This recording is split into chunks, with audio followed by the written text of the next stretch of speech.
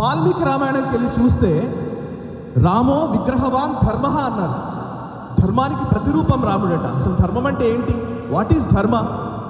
Righteousness అనే మాటకి ఈయనే ఇంకా వేరే ఎవరు లేరు అన్నట్టుగా వాల్మీకి గారేమో చెప్పారు. వాట్ ఈజ్ ధర్మ అనే దగ్గరికి వస్తే మనం ఇవాళ అందరం ఆడుతున్నాం, రామరాజ్యం వస్తుందో ఇంకోటి అంటున్నాం కదా. భరతుడు నిజానికి ఈరోజు ఒక ఆస్తో ఏదన్నా ఉందనుకోండి, అన్న అక్కడి నుంచి పక్కెళ్ళిపోయి ఆయన అన్నీ వదిలేసేసి, మన ఆస్తిని అంతా వదిలేసేసి, మన పొలాల్ని భూముల్ని అన్నీ వదిలేసి వెళ్ళిపోయాడు అనుకోండి.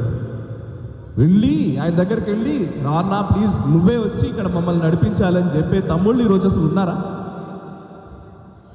బట్ ఆ రోజుల్లో భరతుడు వెతుక్కొని రాముడు ఎక్కడున్నాడో వెళ్ళి అడవిల్లోకి వెళ్ళి ఆయన్ని బతిమలాడి ఆయన కాళ్ళకు దండం పెట్టి, ప్లీజ్ అన్న ప్లీజ్ వచ్చి ఈ రాజ్యాన్ని నువ్వే ఏలు అని ఎందుకు చెప్పుంటాడు?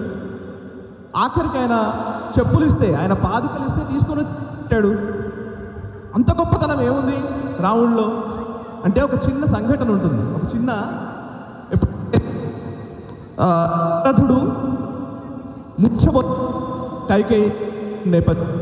రాముడు వచ్చి అడుగుతాడు, ఏంటి ఎందుకు నాన్నగారు ఇలా ఉన్నారంటే చెప్తుంది అనమాట, నువ్వు ఇట్లా వరం ఇచ్చాడు నాకు, నేను వరం అడిగాను, మరి దాన్ని నెరవేర్చాల్సిన టైం వచ్చింది అని అనగానే రాముడు కూడా ఆలోచించలేదు.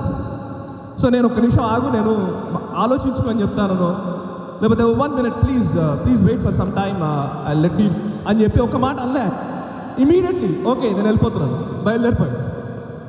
సో అది అయిపోయింది. ఆ టైంలో భరతుడు లేడు, శత్రుఘ్నుడు అయోధ్యలో ఎక్కడో తాతగారింట్లో ఉన్నారు. అక్కడి నుంచి దశరథుడు చనిపోయాడని తెలియగానే వచ్చారు వాళ్ళు. వచ్చిన వెంటనే రాముడు లేడు. ఎవరు కారణం ఇవన్నీ కనుక్కునే టైంలో మంథర కనబడుతుంది.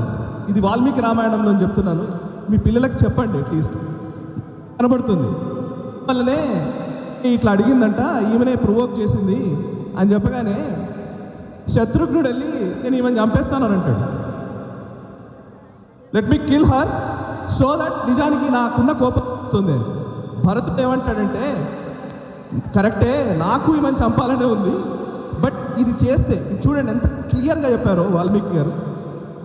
ఆమెను చంపితే రాముడు జీవితంలో నిన్ను చూడడు, నీతో మాట్లాడాడు. సో దట్ ఈమెను ఏం చేయకూడదు మనం. అంటే రాముడు నీతో మాట్లాడాడు కాబట్టి, రాముడు నన్ను పక్కన పెడతాడు కాబట్టి నేను ఈమెను చంపను. అది నిజమైనా కానీ అంటే రాముడి గురించి ఎంత ప్రేమ.